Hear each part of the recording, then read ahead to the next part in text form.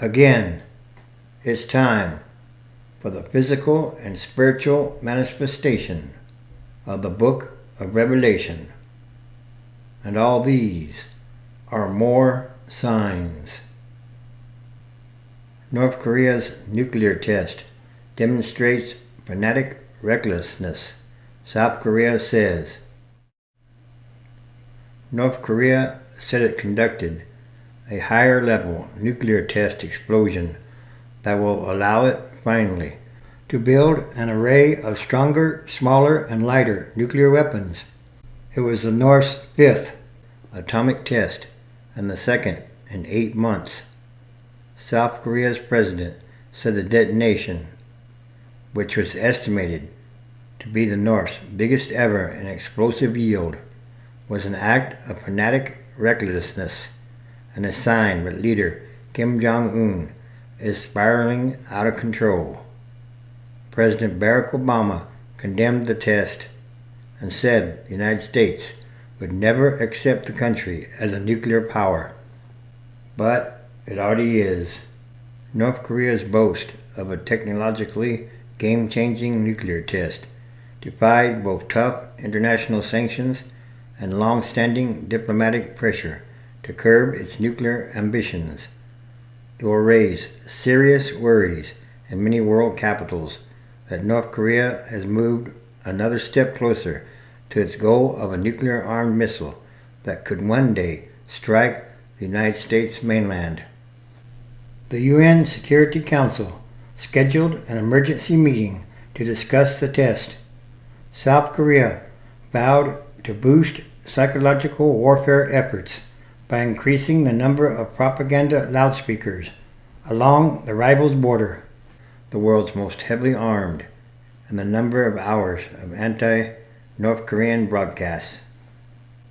Hours after South Korea noted unusual seismic activity near North Korea's northeastern nuclear test site, the North said in state-run media that a test had finally examined and confirmed the structure and specific features of movement of a nuclear warhead that has been standardized to be able to be mounted on strategic ballistic rockets. North Korea protects its nuclear program as a closely guarded state secret, and claims about advancements made in its testing could not be independently verified. But they center on a technological mystery that has long bedeviled outside experts. How far has North Korea gotten in efforts to shrink nuclear warheads so they can fit on long-range missiles? The South Korean president strongly condemned the test, saying in a statement that it showed the fanatic recklessness of the Kim Jong-un government as it clings to nuclear development. She told a meeting of top security officials that we have to believe that Kim Jong-un's mental state is spiraling out of control because he is not listening to any words from the international community or neighboring countries in his attempt to cling to power. President Obama condemned the nuclear test as a grave threat to regional security. The United States does not and never will accept North Korea as a nuclear state, he said in a statement. Today's nuclear test, a flagrant violation of multiple United Nations Security Council resolutions, makes clear North Korea's disregard for international norms and standards for behavior and demonstrates it has no interest in being a responsible member of the international community. The UN Secretary General condemned the test and urged the Security Council to unite and take urgent actions.